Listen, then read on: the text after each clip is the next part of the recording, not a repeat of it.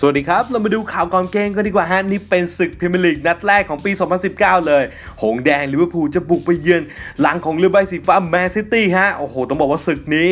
มีผลถึงกับการตัดสินแชมป์ในปีนี้เลยนะฮะก็ต้องลุ้นกันครับว่าผลการแข่งขันจะออกมาหน้าไหนซึ่งคู่นี้ครับจะเตะกันในเช้าวันศุกร์ที่ 4 มกราคมครับตอนตี 3นั่นเองฮะก็ตามลุ้นกันได้ครับแต่ตอนนี้เราไปดูกันก่อนดีกว่าว่าความพร้อมของทั้ง2ทีมเป็นยังไงกันบ้างไปดูกันเลยเรามาเริ่มกันที่ฝั่งลิเวอร์พูลกันก่อนดีกว่าฮะความพร้อมก่อนเกมของหงส์แดงก็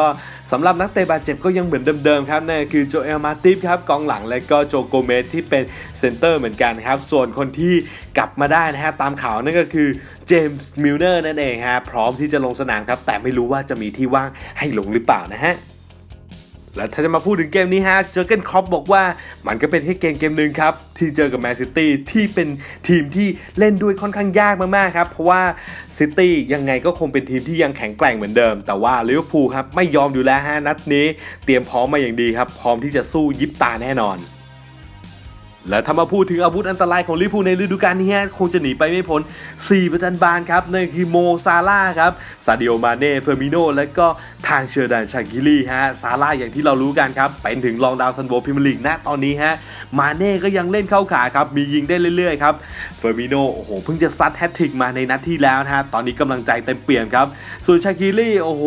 นอกจากจะยิงได้แล้วครับก็ยังซัพพอร์ตเพื่อนจ่ายบอลให้เพื่อนยิงได้อยู่บ่อยๆครับต้องบอกว่าตอนนี้4คนนี้อันตรายจริงครับแมนซิตี้ต้องรับมือให้ดีๆเลยนะฮะ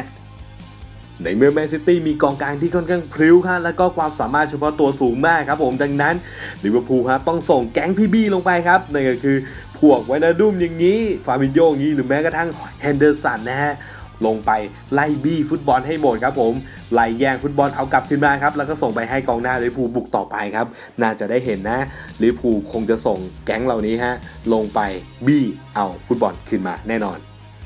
และนี่ก็เป็นอีกหนึ่งความแข็งแกร่งของลิเวอร์พูลในชุดนี้ฮะนั่นก็คือเกมรับที่เหนียวแน่นครับโอ้โหตั้งแต่อลิสันเบเกอร์มาครับผมยืนเป็นผู้รักษาประตูแล้วก็มีเฟอร์กิลvanไดค์ที่เป็นตัวยืนของกองหลังลิเวอร์พูลครับเก็บกินทั้งลูกโด่งลูกเลียดครับเอาได้หมดยิงตอนนี้จับคู่กับเดยัน ลอฟเลนได้อย่างลงตัวฮะต้องบอกว่าผ่านยากจริงครับสำหรับกองหน้าของคู่ต่อสู้ครับแต่ว่าก็ต้องดูนะฮะว่าคืนนี้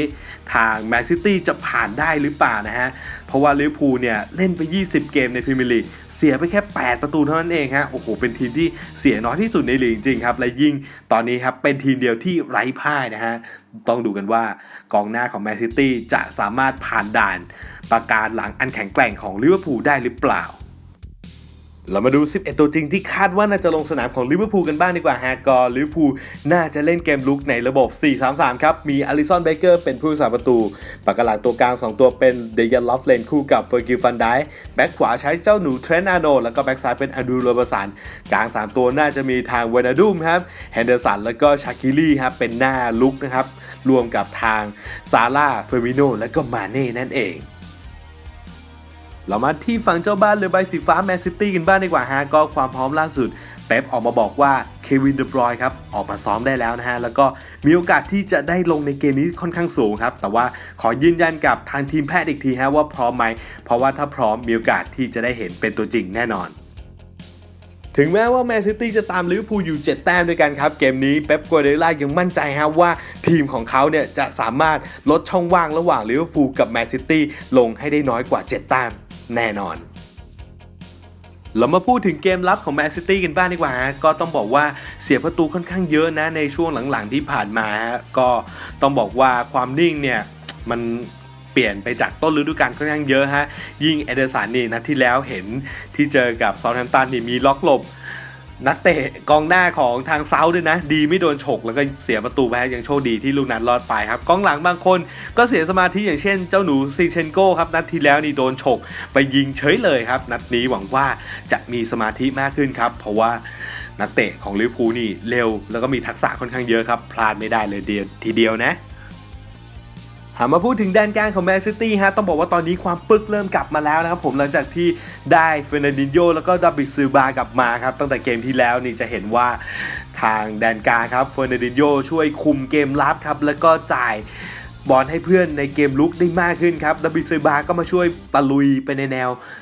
รับของทางคู่ต่อสู้มากขึ้นฮะจ่ายบอลให้เพื่อนทะลุทะลวงมากขึ้นต้องบอกว่าความน่ากลัวนี่ยิ่งทวีคูณเพิ่มไปอีกครับและยิ่งวันนี้ฮะถ้าได้เควินเดบรอยน์ลงสนามเป็นตัวจริงเลยโอ้โหต้องบอกว่าความน่ากลัวขั้นรุนแรงกำลังมาแล้วนะฮะมาปิดท้ายกันที่แนวลุกของทางแมนซิตี้ฮะตอนนี้กูนเกโรก็ออกมาบอกว่าตอนนี้เขามองหาประตูถัดไปที่จะยิงลิเวอร์พูลแล้วเพราะว่าเวลาเล่นในบ้านที่อิจิฮัดสเตเดียมทีไรเนี่ยมักจะยิงลิเวอร์พูลได้เสมอเลยนะก็มาลุ้นกันว่าเขาจะทำได้อีกหรือเปล่านะฮะส่วนนักเตะคนอื่นๆที่มักจะชอบยิงลิเวอร์พูลก็น่าจะเป็นลีรอยซาเน่ฮะผมว่าก็น่าจะได้ลงสนามนะในนัดนี้ประกอบกับตัวอื่นที่มีความจี๊ดอย่างลาฮีมสเตอร์ลิงครับผมก็ต้องบอกว่าความเร็วความแรงแล้วก็ทักษะส่วนตัวในแนวลุกของแมนซิตี้ไม่แพ้ลิเวอร์พูลแน่นอนแล้วมาดู 11 ตัวจริงที่คาดว่าน่าจะลงสนามของแมนซิตี้กันบ้างดีกว่าฮะก็แมนซิตี้น่าจะเล่นเกมลุกครับโดยระบบ 4-3-3 ครับมีเอเดสันเป็นผู้รักษาประตูปากหลังตัวกลางใช้ลาปอร์ตคู่กับสโตนฮะแบ็กขวาใช้ไคลวอลเกอร์แบ็กซ้ายใช้ซินเชนโกฮะกลาง3ตัวมีเฟอร์นันเดโญเควินเดบรอยน์แล้วก็ดาวิดซิลบาครับหน้า3ตัวน่าจะเป็นทางลาฮิมสเตอร์ลิงกูเนเกโรแล้วก็ลีรอยซาเน่ครับที่ทุกคนมีความจี๊ดแล้วก็ความสามารถเฉพาะตัวค่อนข้างสูงเลยทีเดียวเรามาดูกันที่สถิติย้อนหลังของทั้ง2ทีมที่เจอกันในพรีเมียร์ลีกล่าสุดดีกว่าถ้าย้อนไปดู5เกมก่อนหน้านี้ฮะก็ต้องบอกว่าแมนซิตี้ชนะลิเวอร์พูลได้แค่นัดเดียวคือที่อีจิฮัดในปีที่แล้วนะครับผมหลังจากนั้นเนี่ยลิเวอร์พูลไม่แพ้เลยครับเพราะว่าชนะไปถึง2เกมครับแล้วก็เสมอ2เกมนะครับผมโดยที่โอ้โหต้องบอกว่าลิเวอร์พูลสถิติเหนือกว่าแมนซิตี้ค่อนข้างมากเลยนะฮะและยิ่งถ้าดูถ้วยอื่นที่ไม่ใช่พรีเมียร์ลีกครับในอีจิฮัดสเตเดียมยูฟ่าแชมเปี้ยนส์ลีกปีที่แล้วลิเวอร์พูลก็บุกมาเอาชนะแมนซิตี้ได้เหมือนกันครับก็ต้องดูฮะว่าปีนี้เป๊ปกัวเดล่าจะแก้มือเจอเกนคล็อปได้หรือเปล่าครับผมตี 3วันที่4มกราคมเจอกันแน่ครับแมนซิตี้กับลิเวอร์พูล